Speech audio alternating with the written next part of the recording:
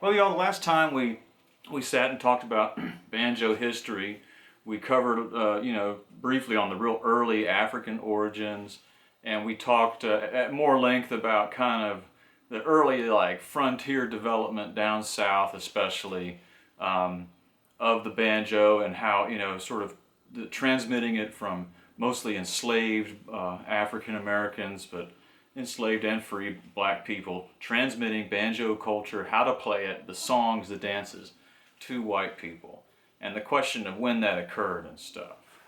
Well, I'm of the opinion that that occurred much earlier than is popularly accepted. I think it happened prior to 1800. Sometime in the 18th century, probably the later 18th century, is when I think there was first probably significant numbers of non-African banjo players in the United States. You had a lot of mixed race people in the country by then, thousands of mixed race people in the country who had shared ancestry and would have grown up around banjo music, and they were definitely playing it and transmitting it to whites, I'd say, well before 1800.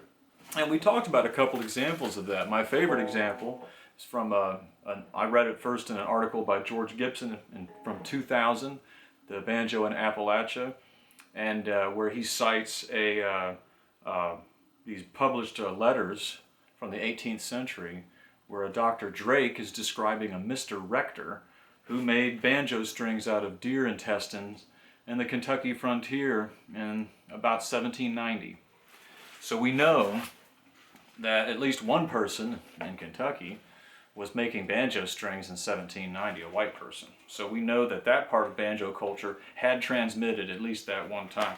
And reading through more of Gibson's work, and he's done a lot of work, so it takes some reading, but in reading through more of it, I actually found an even earlier reference to white people playing the banjo. I remember last time we spoke, I said that that was the earliest reference I had been able to find of any white person having anything to do with the banjo, about 1790, Mr. Rector in Kentucky, Maysville, Kentucky. Well, this is an even earlier example.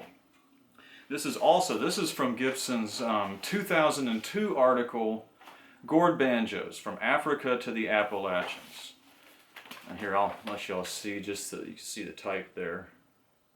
This came out in 2002. It's published in a couple of places. I'll provide links so you can read these yourselves on the internet. But so this came out in 2002, and here it is. He cites here the Journal and Letters of Philip Vickers Phibian. And I'll read here briefly from Gibson's bibliography. Phibian was a tutor at Nomini Hall, owned by Robert Carter. The Carter family was one of the most prominent in Virginia. Carter employed, besides Phibian, a dancing master and a music tutor. Phibian's diary entry for February 4th, 1774 included the following about two of his pupils, Ben and Harry.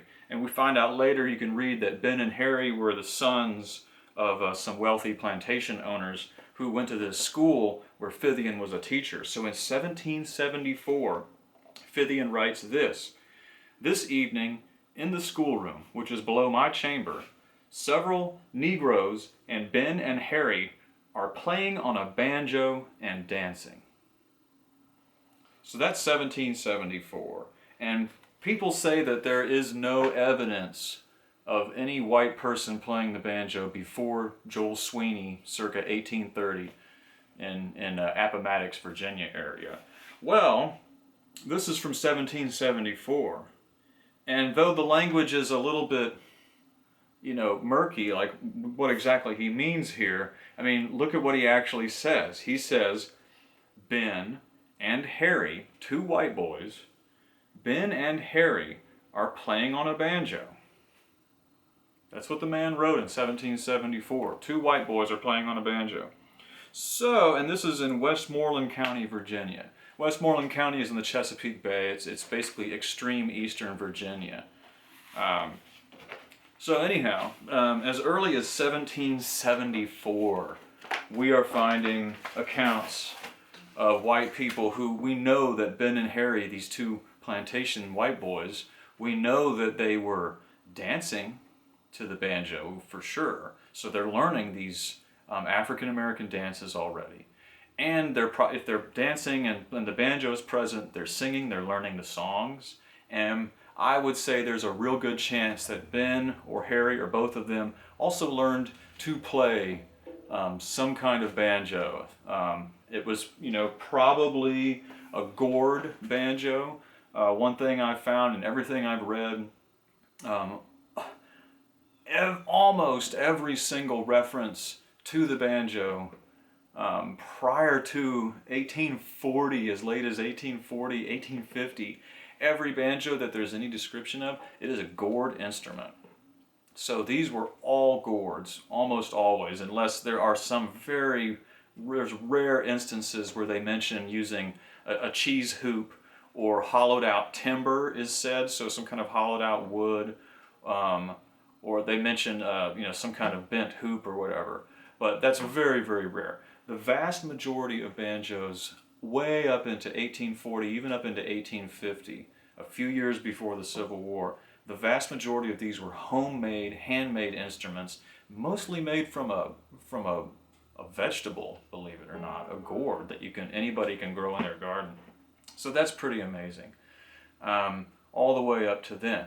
What's interesting to note is the other thing you see is that as soon as about 1850 hits, and you had the introduction of photography, and people are photographing banjo players for the first time, and it's not just all people painted up black. You think of the early photographs of a banjo player as all minstrel troops and stuff, but really most of the early photographs I've seen of banjo players there's just a regular old white dude, or even just a black person, but not painted up. Anyhow, when you start to see the first photographs of the banjo circa 1850, they are all a bent wood hoop for the most part. You see a lot of tack heads early on, and then you start to see a few of these hooks, the hardware. You start to see 4 and 5 and 6. You see this banjo has, 20 something, but you start to see 4, 5, and 6 of these tension hooks on some of the factory-made banjos, or at least banjos made with factory parts.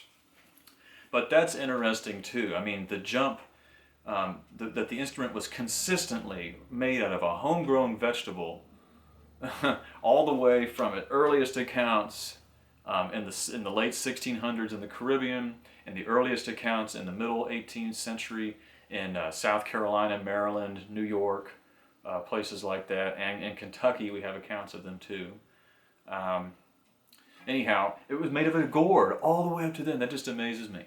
And then as soon as the banjo became, really wildly popular, entered popular culture, beginning about 1830, you still don't see the shift away from the gourd instrument. I mean, it's the most popular instrument in the country from about 1840 on, and it's still made of gourd until about 1850. But anyhow, so starting in 1850, and this is probably pretty common knowledge, but I'll go through it. People started wanting, the demand for banjos was such that businessmen up north mostly got it. They decided it was worth it to start making these things. So I think originally it was people that manufactured drums for the military or whatever, I guess. They started making banjos. And I don't know whether the first banjo was a hardwood neck stuck into a drum head, a mounted drum head, or if it was a hardwood neck stuck into a mounted tambourine. I don't know. But they did something like that, and the first bent wood manufactured banjos started to be available 1850 or so. And also, it's tricky because this design is not difficult to copy. I've made a few of them myself. You can either steam and bend the wood yourself pretty easily, or it's not hard to find a grain measure or a cheese box, as often mentioned, and you can build your instrument around that pretty easily too. So in a lot of these pictures, it may even look like a factory-made banjo, but it's not. It's a homemade instrument. So I think a lot of the tack heads were that way too. But clearly, tack heads were made in factories and sold as well. So it's complicated, and there's not a lot of information from that period, So we get through up into about the Civil War. You see a lot of tack heads, and then after the Civil War, you start seeing the manufactured banjos really take off, and any kind of account of a banjo, it's usually a store-bought, factory-made affair. And you'll start seeing that early hardware hooks that have the eagle, the federal shield or eagle back here. That was pretty popular. And so by about 1870, everybody had hooks. Banjos started to look more and more like this. The other thing that probably happened around 1870, here's what we call a mountain banjo, guys. This is one I'm currently working on. I'm building this for a friend who's buying it. But this is that where it's 3 boards stacked up here, and you put a metal hoop inside here, and you tack your head and you stretch your animal hide over the metal hoop that's held in here, and it's all screwed together in the back. But this is me. I'm just getting it roughed out, showing you guys while we're talking about the history of the banjo. There's a lot of debate on the exact date that people would have started making these mountain banjos based around a metal hoop tension system inside. There's dates are all over the place, but I think it's pretty safe to assume a date of 1870, a basic early conservative date to start with those. During the Civil War, the manufacture of sheet metal, cans, stovepipes, etc. became increasingly cheaper and more widespread, and that's really what probably prompted the development of this instrument right here. So I think 1870 is when you probably had your first mountain banjos.